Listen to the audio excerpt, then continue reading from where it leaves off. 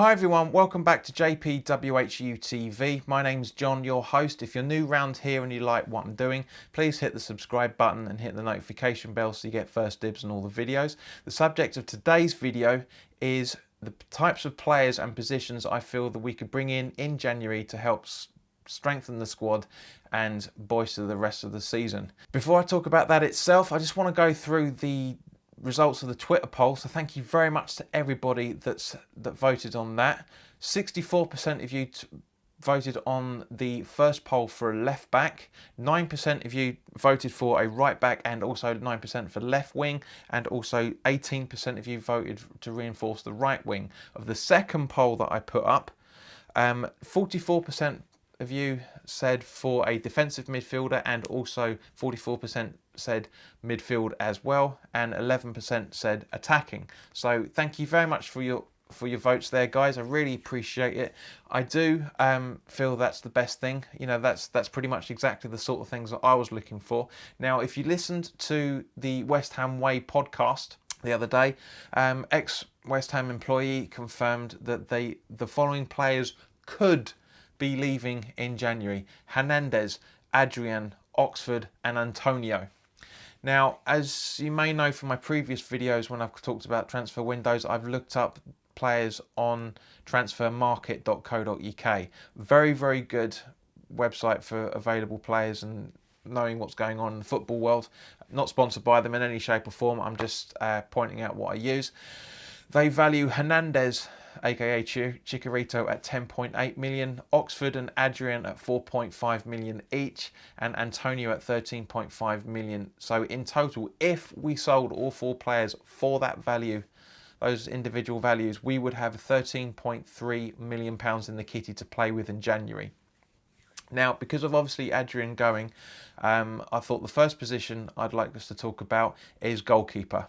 Now, there's not a lot of choice, unfortunately, but I always look at the under-23 categories, and we've found some real gems for players that are coming towards the end of their current contracts. Now, as you know, we haven't paid for a goalkeeper, with the exception of Fabianski, for a long, long time. We didn't pay any money for Randolph. We didn't pay any money for Adrian. We didn't pay any money for Rob Green. We didn't pay any money for Jääskeläinen either.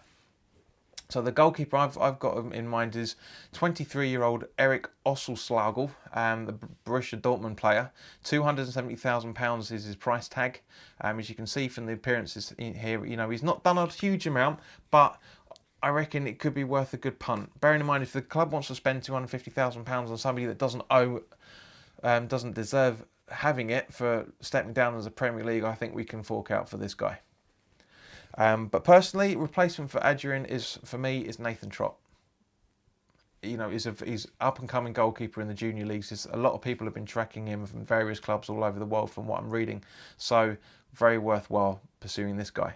The next player I want to talk about is 23-year-old left wing, left back and central midfield player Daley Sinkgraven at Ajax. He hasn't appeared for Ajax this season, but his last season he only made 3 appearances. £2.25 million for this player, 89 appearances in all competitions for them previously, 5 goals and 15 assists, and also featured in their Europa and Champions League qualifiers as well.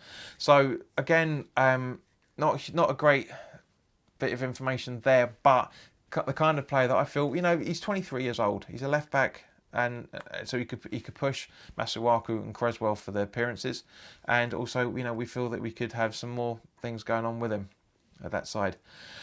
Next player I want to talk about is Dimitri, not the player that you're thinking of, Dimitri Efronov, 23-year-old left wing, right wing and left back at CSK Moscow. 810,000 for his services, 10 Premier League appearances, 4 off the bench, 1 assist. He's kept 6 clean sheets while he's been on the pitch for CSK Moscow. He's had 2 Champions League appearances, and again kept 1 clean sheet in the Champions League. Had 1 appearance in the Russian and Super Cup appearances so far this season. respectively. He's the three-time Russian champion, 2013 Russian Cup winner, and he's won the Russian Super Cup 3 times. So not bad for a 23-year-old player. So I feel we could really use his services. The next player I want to talk about is 22-year-old Alami Traoré, the Monaco player of 7.2 million. He's a right back. He's had 1 appearance in the Champions League campaign for Monaco, 4 League One appearances, all off the bench. So all not off the bench, I should say. Has kept 1 clean sheet and was a 16-17 French champion. So not a bad player from what I've seen on his YouTube highlight video. It's a real, don't get me wrong, but he's got a good right foot on him, so I reckon he could be good. Bearing in mind we're losing Zabaleta at the end of the season, and Fredericks is a doubt as well because he's got a bit of a calf injury, I think, along those lines. The next player I want to talk about is Enoch Kwarteng, I think you pronounce that, 2.25 FC Nantes player. You can play right back and centre back. He's had 12 League One appearances, 1 off the bench and 1 assist when they beat Toulouse. He's had 3 clean sheets and is the under-19s 2016 European champion. So not a bad player for 21 years old. I think he could be quite a good prospect coming in. The next player I want to talk about is Anton Bernedi, 19-year-old PSG player, £2.7 million price tag. He can play centre midfield and defensive midfield. He's kept 1 clean sheet and has had 2 League One appearances, both in the starting 11, and is also the French Super Cup winner of this current season. So I'm guessing it's like their League Cup. Again, a player that could be very well to do with our club. I think this kind of guy he's 19 years old. You know, we'd never heard of half the players that we've brought in beforehand in the summer window just gone. And more specifically, 18, 19-year-old Issa Diop. You know, so I reckon with him in centre midfield alongside Noble and Rice, I think that could be very, very good, and especially competition for Pedro Obiang, which I love him, but he's becoming more and more inconsistent. Obiang, he really, really is. Another centre midfield stroke defensive midfield player I want to talk about is 23-year-old FC Lugano's player Mario Piccinocchi. I think you pronounced that. He's had 6 Super League appearances, 2 from the sub bench, and kept 1 clean sheet. He's had 1 Swiss Cup appearance. He's the Viaggio 13-14 winner with Milan Primavera, and has appeared for the Italia under-19s 5 times. So again, you know, round about the sort of right age, but I'm not really sure that we would want somebody in midfield at 23 with such limited appearances and histories this season, but you never know. You never know. The next player I want to talk about is the centre forward, Artem Bislidin, 22-year-old player, 1.8 million from Dynamo Kiev, 6 Premier League appearances, 1 assist, 3 Champions League qualifying appearances and 1 goal within those. So 1 in 3 for the Champions League is not bad. He's also played in the Europa League as well this season, and has had an appearance in the Ukrainian Super Cup, and has provided 1 assist in that as well. The 15-16 Champions team player, 18-19 Ukrainian Super Cup winner, and he's also been playing in the Ukrainian senior squad and has played 10 times and scored 1 goal. So not bad for a 22-year-old. Would be great to have that sort of player on. But last but by no means least, the cream of the crop of the centre forwards that I've been looking at. Munir El Hadhadi, 23-year-old Barcelona player, 10.8 million price tag. This can play centre forward, left wing and right wing.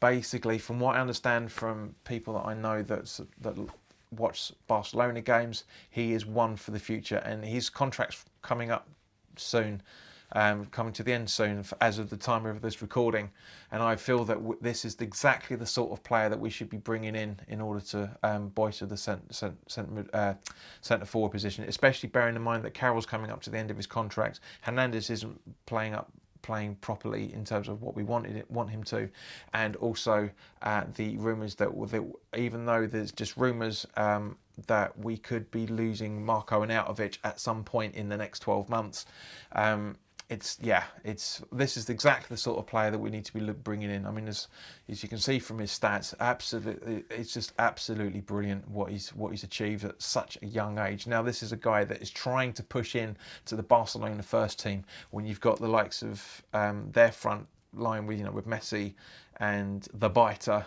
and the kid who costs way too much money. It's exactly the sort of player I really want to see at West Ham. Will we bring him in? Will we step up that cost for him? I don't know. Is the club aware of him? I don't know. Is the club aware of the fact that he is coming up to the end of his contract this season? Again, I don't know.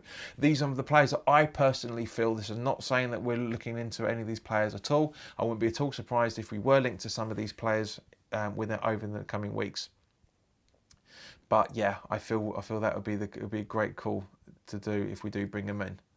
Now, as that rounds up with the video, so thank you very much for watching. This costing, if we bought these players at these values, we would have spent £29.66 million, leaving £3.64 million if we sold Hernandez, Antonio, Oxford and Adrian, which is basically twice the amount of money that Declan Rice has requested per week. So I'll leave that thought with you guys. Thank you very much for watching. If you're new around here and you like what I'm doing, please hit the subscribe button and hit the notification bell. As always, I want to see your comments in the comment section below. If you like the video and you feel I deserve it, please hit the like button. And also please share the video with all people that you feel would be benefiting to watch this. Some people might like to enjoy it, some people I don't know.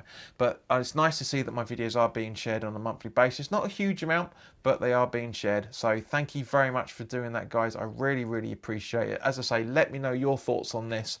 I want to know what your thinking is behind on who you want to bring in. Now, as I said at the start of the video, this is my thoughts of the players that we should be bringing in. I'm not saying the club is looking at these players in any shape or form. I haven't seen any links whatsoever with them, but I wouldn't be at all surprised if we did end up getting linked with them at some point. So thank you very much for your time, and I will see you in the coming days for the Man City preview video. The Premier League's back next weekend, guys. Thank Christ for that. I'm bored senseless, but it's been good researching these subjects. So thank you very much for your time, and I will see you soon.